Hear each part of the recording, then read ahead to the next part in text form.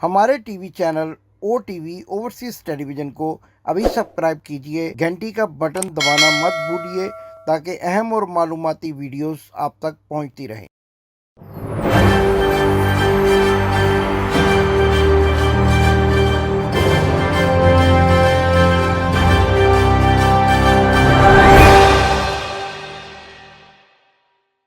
बिस्मिल्लाहिर्रहमानिर्रहीम। नाजरीन, मैं हूं इमदाद हुसैन शहजाद अपने व्लॉग लंदन टॉक के साथ आपकी खिदमत में। नाजरीन, आज सुबह से एक ऐसा दावतनामा सोशल मीडिया पे गर्दिश कर रहा है कि जो शायद दुनिया का वो वाहिद दावतनामा है जो लाखों नहीं बल्कि करोड़ों अफराद को भेज दिया गया है। जी हाँ, जैसा कि आप समझ गए होंगे, मैं उस दावतनामे की बात कर रहा हूँ जिसके बारे में मैंने 8 जून इसी साल, आज से 2 माह पहले अपने प्रोग्राम में ये इंकशाफ किया था कि एक बड़ी शादी लंदन में होने वाली है और वो शादी किसकी है ये भी आपको बताया था। ये भी बताया था कि ढोल बजेगा नहीं बल्कि ढोल फटेगा, और आपने देख लिया ढोल फटा। वो चक्कर चला नहीं, वो सर्जरी वाला। अब वो मोहतरमा ने सोचा कि मैं अब एक ही बहाना लगा सकती हूँ कि बेटे की शादी है, चलो देखें पकाएंगे वहाँ। तो वो देखें बिरयानी शरियानी वहाँ खाएंगे। वो जो पिछले साल के कुर्बानी के बकरे अभी हौंसलों की एक मीट शॉप की फ्रीज़र में पड़े हैं, कुछ वो निकालेंगे, कुछ वकार को कहेंगे फीकी चाय वाले को कि यार कोई और बकरे शकरे ले आ, तो कर ज़रा बंदोबस्त तो देखो शेखों का। आज से 2 रोज पहले वीज़ा एक्सटेंशन का ढोल एन चौराहे पर फटा, हाइड पार्क के सामने फटा। और अब जिस दावतनामे की मैं बात कर रहा था वो बेगम मरियम सफदर आवान के साहबजादे की दावत है, और शायद आप तक भी वो कार्ड पहुंच गया हो। मुझे लगता है कि आप भी जरूर आएंगे। नाजरीन, ये एक ऐसी शादी है कि जिसके बारे में कई सवालात जो हैं वो जन्म ले रहे हैं। मतलब सबसे बड़ा सवाल तो ये है कि शादी किसकी बेटी से की जा रही है। नाजरीन, आप जानते हैं सैफुर रहमान, सैफुर रहमान जिसको नैब का चेयरमैन लगाया था मियां नवाज शरीफ ने अपने दौरे हुकूमत में।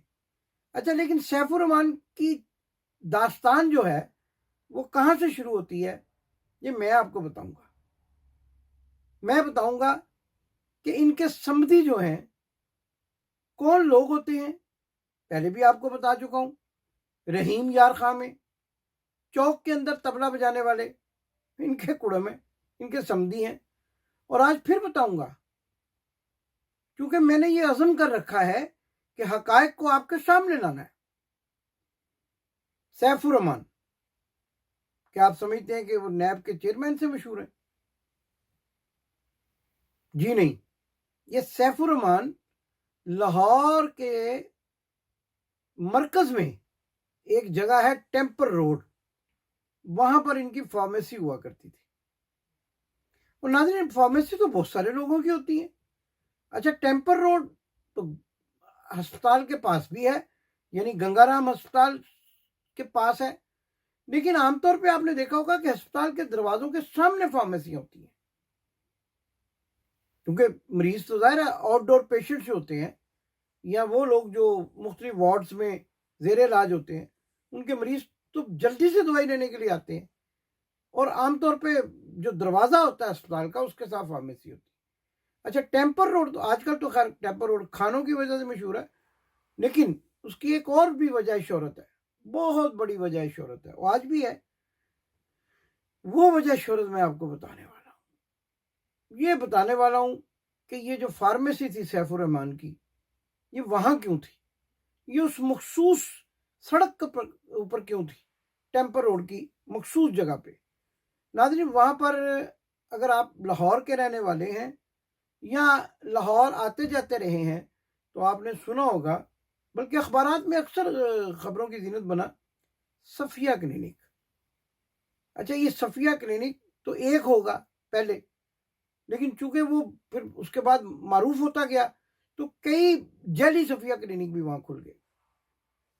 अच्छा नाजरीन, अब सफ़िया क्लिनिक का اور سیف الرحمان جو کہ جنید صفدر کے ہونے والے سسر ہیں، ان کا فارمیسی سے ان ساری باتوں سے کیا تعلق ہے؟ آپ حیران ہو رہے ہوں گے میری گفتگو سن کے، لیکن یہاں میں آپ کو بتانا چاہتا ہوں کہ صفیہ کلینک مخصوص طور پر ایسے لوگوں کی مدد کرنے کے لیے بنایا گیا تھا جو زندگی میں کوئی گناہ کر بیٹھتے ہیں، نوجوان ہوتے ہیں، اور پھر ان کو اس گناہ کو چھپانے کے لیے ایسے کلینک کی مدد کی ضرورت پڑتی ہے۔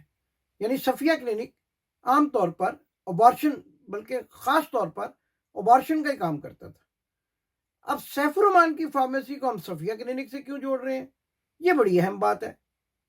بات اصل میں یہ ہے کہ مجھے یاد ہے کہ میں ایک مرتبہ اسی فارمیسی پہ، وہ یعنی میرے طالب علمی کا زمانہ ہے، تو میں ایک یعنی سمجھ لیجیے سر درد کی ایسپرین، یا اس کو آپ پیناڈول کہہ لیں، اس زمانے میں ایسپرین چلتی تھی، تو میں دوائی لینے کے لیے گیا تو ان کے پاس ایسپرین بھی موجود نہیں تھی۔ لیکن حیرت انگیز بات ہے کہ اس فارمیسی پر روئی کے بڑے بڑے پیکٹ مل جایا کرتے تھے، سرنجیں مل جایا کرتی تھی، ڈرپیں مل جایا کرتی تھی، کیونکہ یہ ان کا اصل پیشہ تھا۔ یہ ان ابارشن کلینکس کے جو صفیہ کلینک کے نام سے مختلف کھل چکے تھے، ان کے فیسیلیٹیٹر تھے۔ یہ ان کو ہر وہ دوائی مہیا کرتے تھے جو دوران آپریشن یا دوران جو ہے ابارشن جو واش کرنے کے، اس میں ان کو کام آتی تھی۔ اس کے علاوہ ان کے پاس کوئی دوائی نہیں ہوتی، اور وہ چونکہ ایک بہت بڑا کاروبار تھا، گنونا کاروبار، تو وہاں سے انہوں نے لاکھوں کمائے۔ اور وہیں کہیں میں نہیں جانتا کہ ان کی کس طریقے سے میاں نواز شریف سے ملاقات ہوئی۔ میاں نواز شریف کا ہلکا انتخاب بھی تھا وہ، تو وہاں سے یہ پھر میاں نواز شریف صاحب کے دوست بنے۔ اور پھر اچھا ناظرین، بات اصل میں نے یہ کیوں سنائی آپ کو کہ ایک ابارشن کلینک کو فیسیلیٹیٹ کرنے والا فارماسسٹ، پتہ نہیں فارماسسٹ بھی تھا یا نہیں تھا، کس کے لائسنس پہ کام کر رہا تھا، وہ اچانک بعد میں چیئرمین نیب بھی بن گیا، اور نواز شریف کا اب سمدھی بھی بننے جا رہا ہے۔ اچھا، لاہور ناظرین بہت بڑا شہر ہے۔ لاہور کی جو سب سے بڑی برادریاں ہیں ان میں سے ایک کشمیری برادری بھی ہے، ایک بٹ برادری جس کو ہم کشمیری برادری کہتے ہیں وہ بھی ہے۔ اچھا، حیرت کی بات یہ ہے کہ اتنے ان کے بقول ان کے اتنے پڑھے لکھے ان کے بچے ہیں، اتنی ان کے پاس جائیداد ہے، لیکن رشتہ اچھا کیوں نہیں ملتا ان کو؟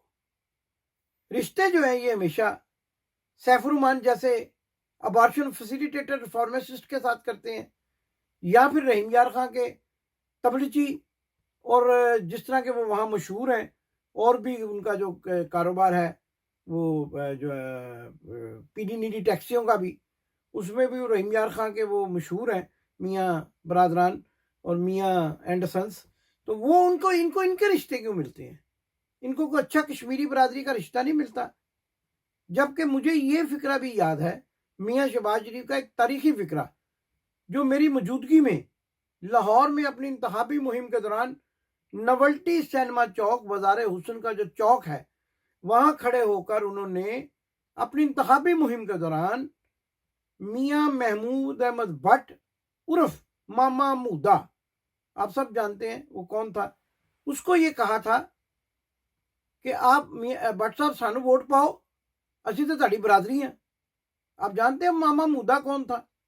مودا بٹ، میاں محمود بٹ عرف ماما مودا بازار حسن کا صدر تھا، طوائفوں کے بازار کا صدر تھا، اور اس کو میں نے اپنے کانوں سے سنا ہوا ہے، اس ناچیز نے اپنے کانوں سے سنا ہوا ہے، میاں شہباز شریف نے اپنی انتخابی مہم کے دوران کہا بٹ صاحب سانو ووٹ پاؤ تہاڈی برادری دے ہیں۔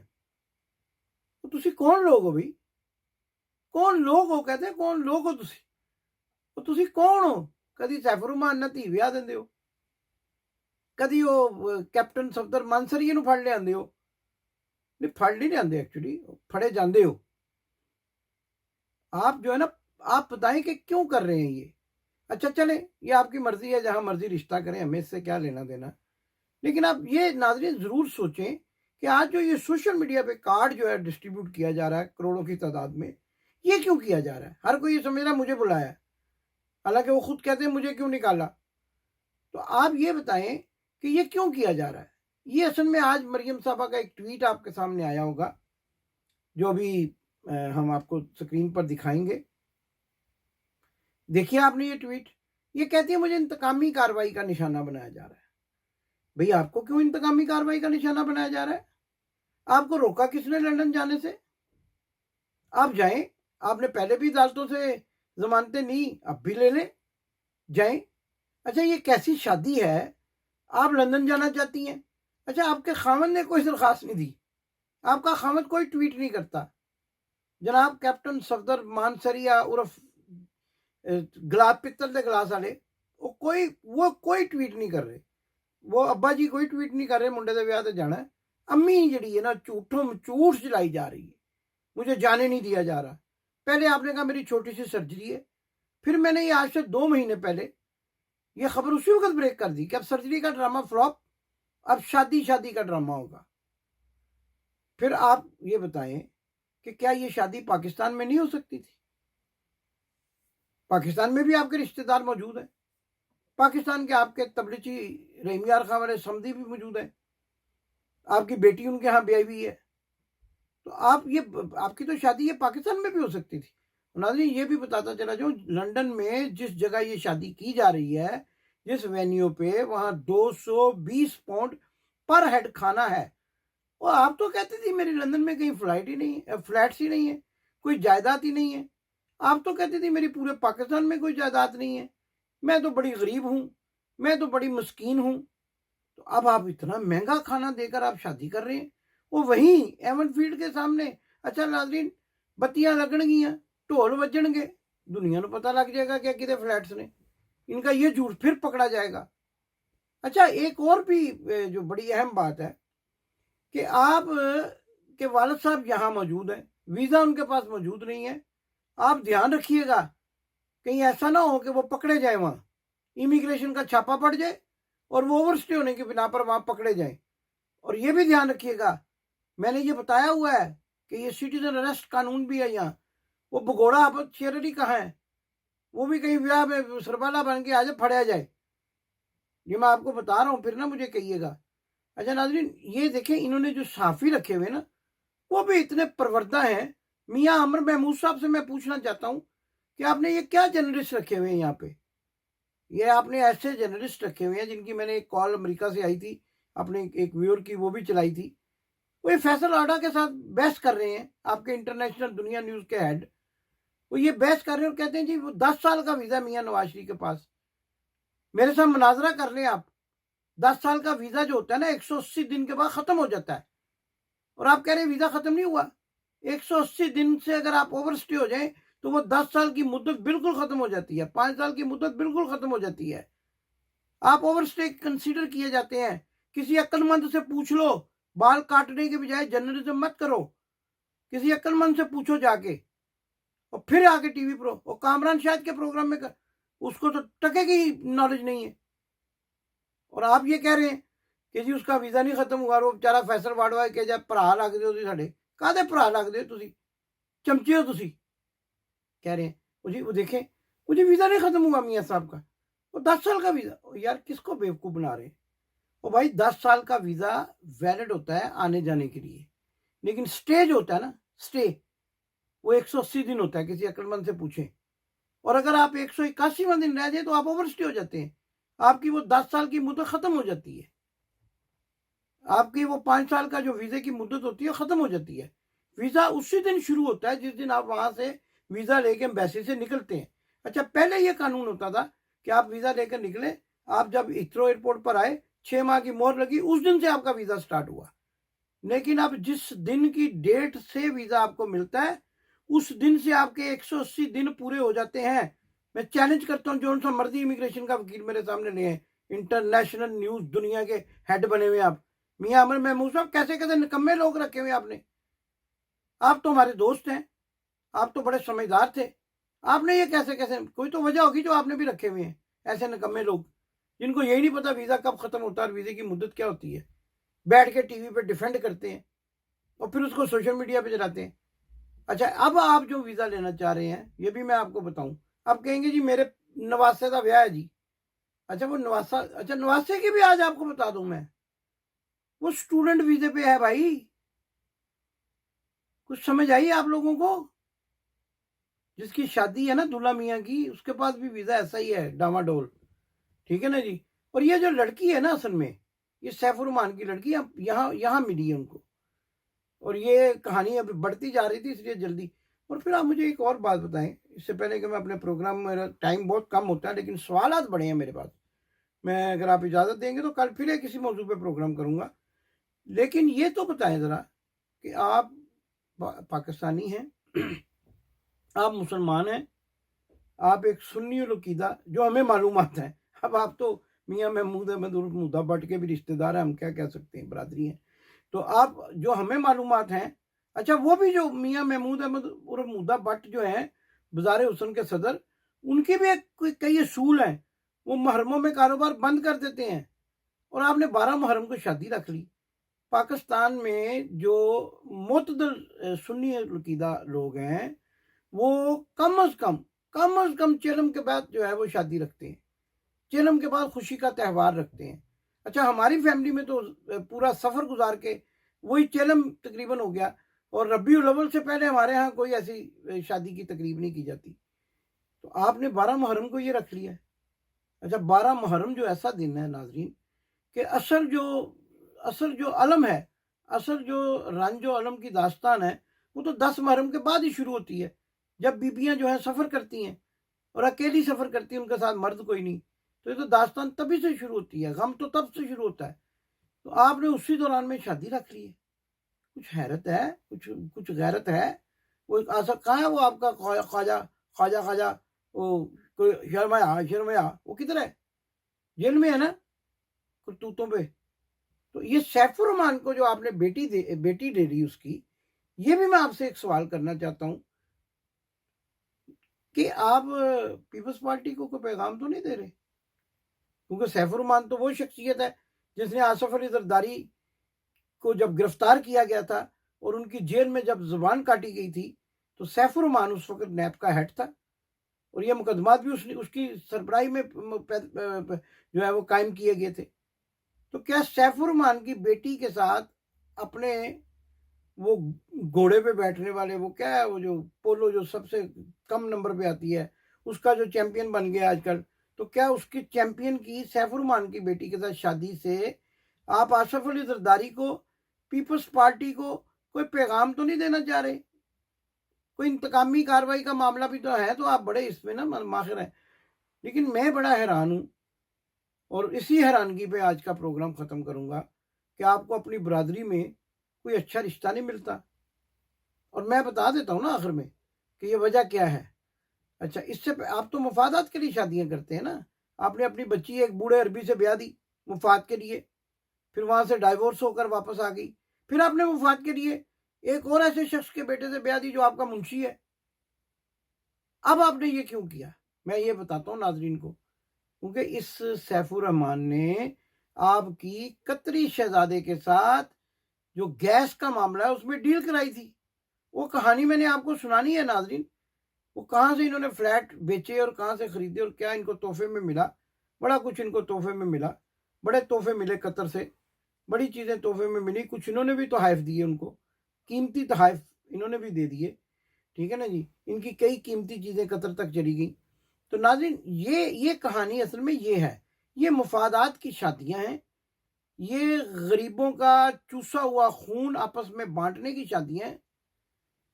और सैफुर रहमान जैसा शख्स कि जिसका मैंने आपको बताया कि टेम्पर रोड पर जो कारोबार था, और उसी तरह का दूसरा आपका तबड़ची, और उसी तरह का तीसरा आपका साग डॉलर। ठीक है, वो बड़ी ज़बरदस्त रिश्तेदारियां बना रहे हैं भाई आप वाकई मियाँ महमूद अहमद भट्ट उर्फ मियाँ मूदा, आप वाकई उनकी बरादरी हैं। आपने ठीक कहा था कि सानू वोट पाओ, असी तुहाडी बरादरी हैं। नाजरीन, इसके साथ ही आपसे इजाज़त चाहूँगा, लेकिन इजाज़त चाहने से पहले हमेशा की तरह पाकिस्तान जिंदाबाद। आपने अभी तक हमारा चैनल सब्सक्राइब नहीं किया तो अभी सब्सक्राइब करें और बेल आइकॉन को क्लिक करके हमारी लेटेस्ट वीडियोस के बारे में अपडेट जानें।